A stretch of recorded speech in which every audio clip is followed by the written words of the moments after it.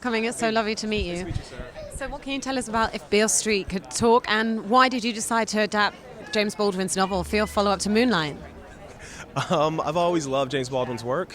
And when I read this novel, I was just amazed at the fusion between this very lush, romantic sensualist in him, but also this very bitter social critique in a lot of his work as well. And this novel, and I hope film, fuses those two voices very organically.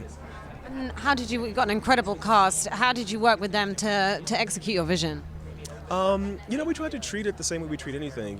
Really, as far as the cast goes, it was about building a family.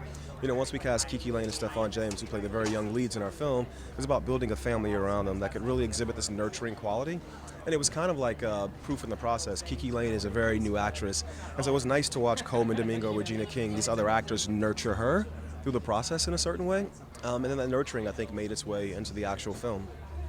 And there's a lot of themes that come out of the film, not least kind of racism, institutional racism.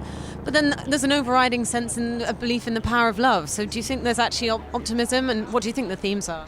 I think all those things for sure. I think that I think the novel was, in some ways, could have been titled "The Souls of Black Folk," because I think it's about this notion that Black people in America have gone through so much suffering, so much pain, and yet still we love. We joy, we create art. That is so joyful and a celebration of life. And so I think I'm not saying that the joy comes out of pain or suffering, but I think despite those things, we still have those things within us. And I think the movie and this duality and its story forms kind of embraces that. And your films never seem conventional in their narrative form or in style. You seem the subtleties of body language, things like this seem very important. So how do you characterize your filmmaking style? I think my filmmaking style is kind of an extension of my own person. I think I grew up in a way I wasn't a very verbal communicator.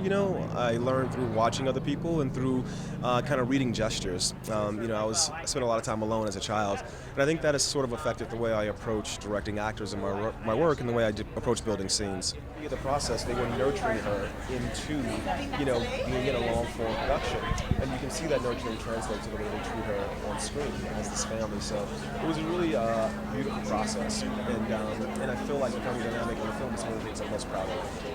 Yeah, I mean, as a voting member of the Academy now, I can't comment on what I think of all the performances publicly.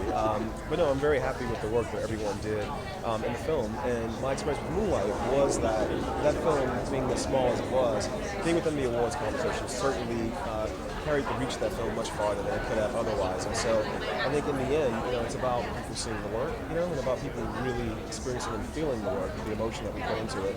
So all in all, it's a good thing. I try to ignore it, but I think it is a good thing. No. They're quite quick, actually. They're like the simplest things we do. We don't plan them, we don't tell the cast when we're going to do them. If I see that the actor and the character are fused, they almost go into this meditative state. That's when we bring out the fortune family, I like to call it. And that's why there's never really any dialogue in those moments, because I think if the actor starts performing, that distance returns. And so it's just about allowing the audience to see really deeply into the actor, the character, the person in a way that allows the audience to feel what they're feeling. I didn't choose Baldwin. Baldwin chose me. I was always obsessed with his work growing up, especially as an undergrad. And when I read If Beale Street Could Talk, I just saw this fusion of his two voices, both the sensual romanticism of some of his writing, and also the bitter, almost angry social critique of his essays. And I think in this book, they were fused. No, there was no difference. The two works were written at the same time, and I think there's someone working towards the same themes in a subtle way. So I approached them the same way. The only difference was the setting, and the characters. And I think they're both depictions of certain aspects of the Black experience in America, but under very different circumstances. They're just parents trying to raise their children. I think the Black family, I think the idea of Black love, and the strength of Black love to not necessarily protect, but to sort of create an environment where Black lives can flourish. Quite true, quite true. I think when you get in post, then the film dictates what it wants to become. But I think in the production phase and the writing phase, it's a very faithful adaptation.